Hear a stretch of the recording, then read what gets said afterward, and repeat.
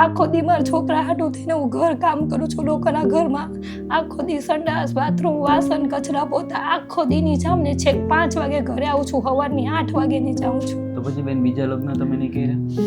જો બીજા લગ્નની શું જરૂરત છે? ન્યાય જવાનું, આપણે બીજા લગ્ન કરવાનું, બીજી ડિલિવરી કરવાનું.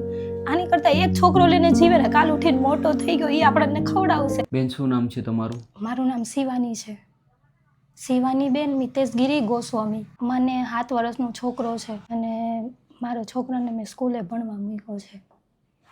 7 વર્ષનો દીકરો છે? હા. તો બેન પરિવારમાં કોણ કોણ છે આજે? હું ને મારો દીકરો રહે છે એક હારે. હું ઘર કામ કરું છું. બેન ઉંમર કેટલી છે તમારી? હું 24 વર્ષની ઉંમર છે મારી. હું ઘર કામ કરીને મારા છોકરાને ભણાવું છું.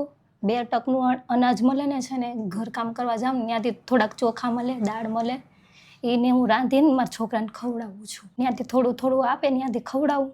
એક ટાઈમનું રાંધું છું અને એક ટાઈમ ઘર કામમાં કરવા જાઉં છું ને ત્યાં જમી લઉં છું. બેન અઘરું થઈ જાય એટલે નાની ઉંમરમાં વિધવા થઈ ગયા પછી મારા ભાઈને શું થયું હતું બેન? પછી મારા ઘરવાળાને છે ને શ્વાસની બીમારી ચાલુ થઈ ગઈ. પહેલાં શરીરમાં થોડો થોડો દુખાવો હતો, એટલે હાવ ઓછો હતો તો થોડી ઘણી 2-3 ગોળ લીધે રાખતા હતા મેડિકલમાંથી. ત્યાંથી પછી એને હાવ વધી ગયો દુખાવો, હાવ વધી ગયો. પછી શ્વાસ જ નહોતા લઈ શકતા શરીરમાંથી. પછી સુરત સરકારીમાં દાખલ કર્યા. પછી સરકારીમાં દાખલ કર્યા ને પછી કીધું કે શ્વાસની નળી છે ને મોઢામાં મૂકવી પડશે. તો એના પછી મને કાગળ સાઇન કરાવ્યા. કાગળ સાઇન કરાવીને પછી કે પછી અમારા પર ન હોય કે એ તમારા પર હોય. સાઇન કરી દીધી. પછી થોડીક વાર પણ ડૉક્ટરે બોલાવ્યા ને પછી હાવ શ્વાસ બંધ થઈ ગયો મારા ઘરવાળા. પછી હું મારા જિંદગીમાં મારી એકલી થઈ ગઈ. પછી અગાડી કાંઈ બોલે જ ન હોય કે. પછી મારા છોકરાને જોઈને મને જીવવાની હિંમત આવી કે હું મારો છોકરો છે ને કાલ ઉઠીને મારો છોકરો મને ખવડાવશે. મારા છોકરાને જોઈને જ હું જીવું છું, બીજું કંઈ નથી. આખો દી મારા છોકરા હાટું થઈને હું ઘર કામ કરું છું લોકોના ઘરમાં. આખો દી સંડાસ બાથરૂમ વાસણ કચરા પોતા આખો દીની જામ ને છેક 5 વાગે ઘરે આવું છું, સવારની 8 વાગેની જાઉં છું. હું મહિનાના 8,000 જ કમાઉં છું. લોકોના ઘરનું આખું બધુંય કામ કરું ને તો મને 8,000 રૂપિયા મળે છે. એમાંથી મારે ઘર ખર્ચો, છોકરાના ભણવાના ચોપડા બધુંય કાઢવું પડે છે. અને આજે ઘરમાં તમે એકલા જ રહો છો? હા, હું ભાડે રહું છું. ભાડું કેટલું છે બેન?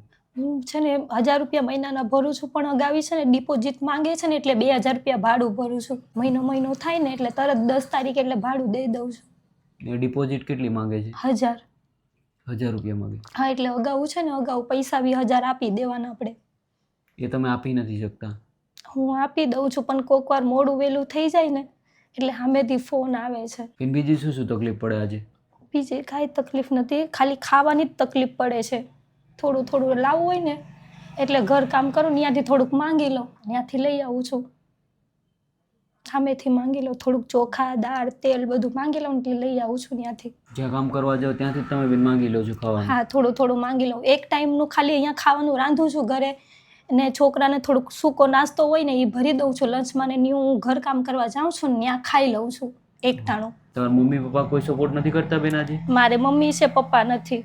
પપ્પા નથી આજે? હા, એટલે મારે થોડુંક દગ થાય ને કે મારી મમ્મીને મારા પપ્પા નથી, એટલે પછી મારી મમ્મી પાસે માંગવાનું છે ને મને સારું ન લાગે, એટલે હું મારી મમ્મી પાસે બી માંગવા નથી જતી. અઘરું થઈ જાય આજે પરિવારમાં પપ્પા નથી, અહીંયા આટલી નાની ઉંમરે તમારા ઘરવાળા નથી, સાથે તો તમારો દીકરો છે, ઘરની જવાબદારી છે, પણ કંઈ નહીં બેન સમજી શકીએ કે દુઃખ થાય આવી રીતે જીવન ગુજારું. છોકરાને જોડે તો મને આવ હિંમત આવે, હું હિંમત હારી જઈશ ને તો મારો છોકરો હારી જશે. તો પછી બેન બીજા લગ્ન તમે નહીં કર્યા?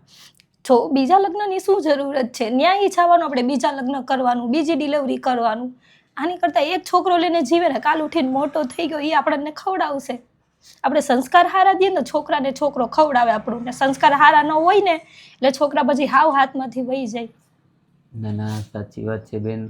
આટલી નાની ઉંમરે એમ કહેવાય ને કે તમારા વિચારો આજે દીકરા માટે જીવો છો, બહુ મોટી વાત કહેવાય. એમ કે આજકાલ લોકો છે જે આટલી નાની ઉંમરે બીજા લગ્ન કરી લેતા હોય છે અને દીકરાનું નથી વિચારતા.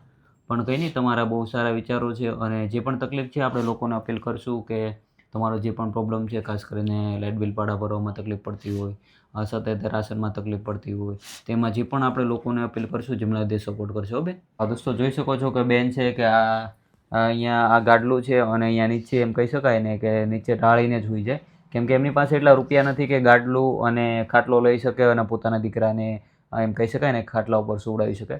સાથે સાથે ઘરમાં એવી કઈ જ પ્રકારની સુવિધા નથી કે જેમાં પોતાના દીકરાને સારી રીતે સાર સંભાળ રાખી શકે. આખો દિવસ એમ કહી શકાય ને કે કચરા પોતા કરવા જાય છે અને જેમાંથી જે પણ કમાય એ દીકરાની ફીસ માટે લાઇટ બિલના ભાડામાં ઉપયોગ કરે છે. પણ એટલા રૂપિયા નથી કમાતા બેન કે જેમાં પોતાનું ઘર ગુજરાન ચલાવી શકે. બસ તમારાથી જે પણ થાય બનતો સપોર્ટ કરજો લાઇટ બિલ ભાડામાં, ખાસ કરીને રાશનમાં. સાથે સાથે ખાટલો અને એમ કહી શકાય ને કે ઘરમાં કોઈ પ્રકારની સુવિધા નથી, તો બસ તમારાથી બનતો સપોર્ટ કરજો.